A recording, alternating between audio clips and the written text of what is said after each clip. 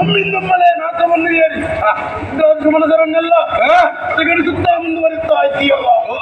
ಶಿಶು ಹತ್ಯೆ, ಗುಣ ಹತ್ಯೆ, ಸ್ತ್ರೀ ಹತ್ಯೆ, ಗೋಹತ್ಯೆ ಎಲ್ಲವನ್ನೂ ಮಾಡುತ್ತಾ ಇದೆಯಲ್ಲ. ಹೌದು, ನಿನ್ನಲ್ಲಿ ಯಾರು ಹೇಳೋರು ಕೇಳೋರು ಇಲ್ಲ ಅಂತ ಭಾವಿಸಿದೆ. ಅರಿತಾರೆ ನಮ್ಮ ಮನದಿಯಾದಂತಹ ಭೂದೇವಿಯಲ್ಲಿ ಎಳೆದೇ ಇರ್ತಾ ಇದೆಯಲ್ಲ. ಸರಿಯಾದ ಶಾಸ್ತಿಯನ್ನು ಮಾಡುವುದಕ್ಕೆ ಬಂದವ ಶ್ವೇತವರಾಹ.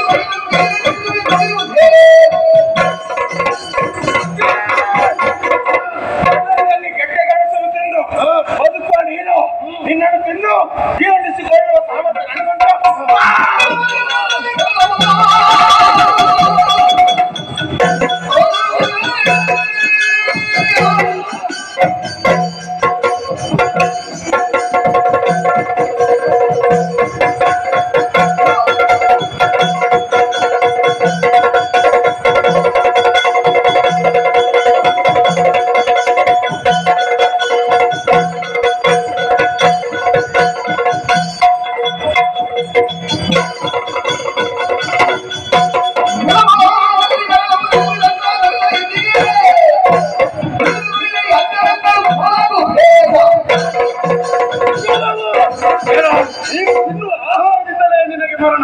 ಹೌದಾ? ಇನ್ನು ವರವನ್ನು ಪಡೆದವ ನೀನು. ಸರಿ, ನಿನಗೆ ಸರಿಯಾದ ಶಾಸ್ತಿಯನ್ನು ನಾನು ಮಾಡುತ್ತೇನೆ. ಬಾ.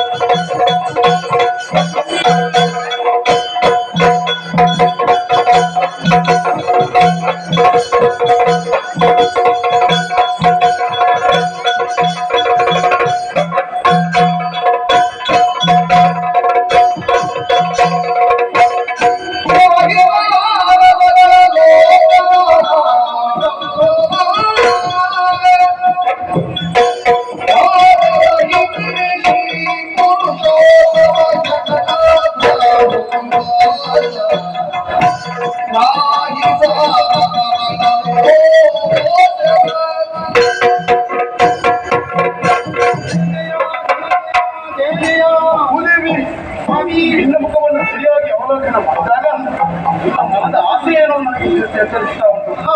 ಏನೆಂಬುದಾಗಿ ಕೇಳುವೆಯ? ಸಂತೋಷವಾಯಿತು ಸ್ವಾಮಿ, ನಿಮ್ಮ ರೂಪವನ್ನು ಕಂಡು ಸಂತೋಷವಾಯಿತು. ಈ ರೂಪದಲ್ಲಿಯೇ ನಿಮ್ಮನ್ನು ಕೂಡುವಂತ ಆಸೆ ನನಗೆ. ನನ್ನ ಆಸೆಯನ್ನು ನೆರವೇರಿಸುವಿರಾ?